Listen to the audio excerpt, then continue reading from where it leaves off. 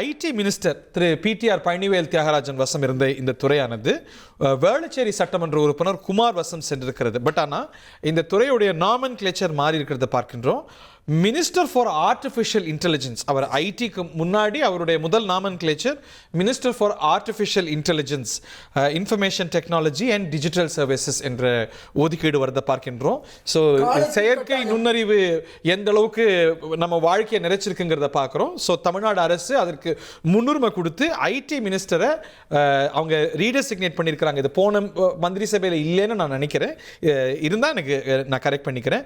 Minister for artificial intelligence, information technology and digital சர்வீசஸாக Kumar என்பவர் வேளச்சேரி சட்டமன்ற உறுப்பினர் அந்த பொறுப்பை பெற்றிருக்கிறார் அப்படிங்கிறத நம்ம பார்க்கின்றோம். இது மாதிரி கால ஓட்டத்துக்கு ஏற்றார் போல மாற்றங்கள் நம்ம கடந்த ஆட்சியில் கிளைமேட் சேஞ்சை வந்து சேர்த்தாங்க என்வாயன்மெண்ட் மினிஸ்ட்ரியோட.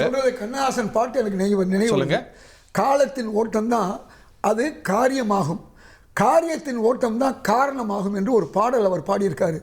அதாவது காலங்கள் மாறும்போது அந்த காரியங்கள் நமக்கு தெரியும், இப்போ அதுக்குரிய காரணங்கள் நமக்கு தெரியும். அதனால் இன்றைக்கி ஆர்டிஃபிஷியல் இன்டெலிஜென்ஸ் என்பது இன்றைக்கி வந்து உலகளாவிய அளவில் உங்களுக்கு தெரிஞ்சது. ஒரே ஒரு சம்பவத்தை சொல்கிறேன். நோக்கியா விற்கப்பட்டது. நம்ம நாட்டில் நம்முடைய அமெரிக்காவில் இருக்கக்கூடிய நம்முடைய இந்தியர் இருக்கார் பாருங்க, அவர் வந்து அதை கிட்டத்தட்ட 8000 கோடிக்கு அதை விலைக்கு வாங்குறாங்க நோக்கியாவை. அப்போ நோக்கியாவுடைய அதிபர் அழுகிறார். நான் இதை இவ்வளோ காலமாக நாங்கள் பார்த்து கொண்டோம், சரியாக தான் பார்த்தோம், எங்களுக்கு ஏன் நஷ்டம் ஏற்பட்டதுன்னு தெரியலன்னு சொன்னார். அப்போ சொன்னார் நாத்தெல்லா என்ன சொன்னார் தெரியுமா? அதாவது நீங்கள் சரியாக தான் பார்த்தீங்க, ஆனால் காலத்துக்கு தகுந்த மாதிரி நீங்கள் பார்க்கல.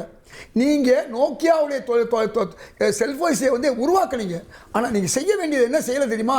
புதுமையை நீங்கள் புகுத்தலை, அதனால தான் உங்களுக்கு பின்னடைவுன்னு சொல்லி சொன்னார். அதனால காலத்துக்கு ஏற்ற மாதிரி புதுமையை பூத்த வேணும். 1,28,00,000 மனங்களை வென்ற தந்தி டிவி யூடியூப் சேனல். தவிர்க்க முடியாத தம்ப்நெயில், கலக்கலான கான்டென்ட்ஸ். நீங்களும் இந்த குடும்பத்தில் இணைய இப்பவே சப்ஸ்கிரைப் பண்ணுங்க.